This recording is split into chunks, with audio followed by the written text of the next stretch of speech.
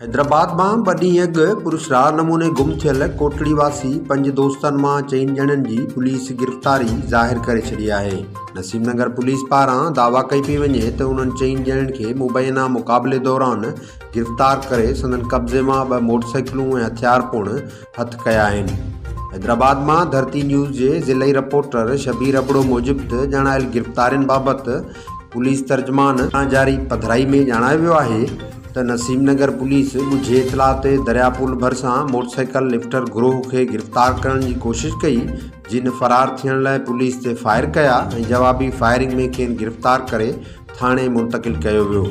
नसीमनगर police जो चवणु आहे त गिरफ़्तार थियलनि जी सुञाणप साबिर अबड़ो, मोहम्मद वारिस उर्फ़ नोमी, ज़ीशान अबड़ो, शाहकार लाखेर जे नालनि सां थी आहे ऐं संदनि कब्ज़े मां खेनि टी पिस्तौल बि मिलिया आहिनि। पुलिस पारां इहा बि दावा कई पई वञे त गिरफ़्तार थियल जवाबदारनि शुरूआती जांच में इंकशाफ़ कयो त संदनि तालुक़ मोटरसाइकिल लिफ्टर गिरोह सां आहे ऐं संदनि निशानदही ते उन्हनि 2 125 मोटरसाइकिलूं बि हथ करे वरितियूं आहिनि। वाज़े रहे त 2 ॾींहं अॻु कोटड़ी जे नांगो लाइन ऐं ॿियनि इलाइक़नि मां 22 वरियनि जो सिराजदीन पुट कादिर बश्क बुर्दी, 24 वरियनि जो शाहकार लाखेर, 22 वरियनि जो साबिर पुट सिराज अबड़ो,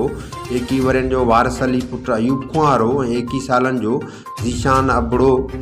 जे वारसनि पारां ॼाणायो पियो वियो त संदनि नौजवान हैदराबाद घुमण विया, जितां पुरस्कार नमूने गुम थी विया आहिनि, पर पुलिस पारां वाक़िए खां लाइल्मी जो इज़हार कयो पियो वियो। जॾहिं त वारसनि पारां इहो बि ॼाणायो पियो वियो त गुम थियल नौजवाननि मां 1 ॼणे वारिस खुआरे जे मोबाइल फ़ोन वारी आख़िरी लोकेशन खेनि वाधुआ रोड जी मिली आहे, जॾहिं त ट्रेसिंग दौरान खेनि इहा बि ॼाण मिली आहे त बाक़ी 4 नौजवाननि जा मोबाइल फ़ोन लाॻीतो बंदि आहिनि। पर हाणे पुलिस पारां 4 ॼणनि खे ॾोहारी ॼाणाए संदनि मुक़ाबले में गिरफ़्तारी ज़ाहिर कई वई आहे, जॾहिं त 1 नौजवान वारिस अली खुआरो अञा ताईं गुम आहे। कैमरामैन मोहसिन अबड़ो सां गॾु शबीर अबड़ो, धरती न्यूज़, हैदराबाद।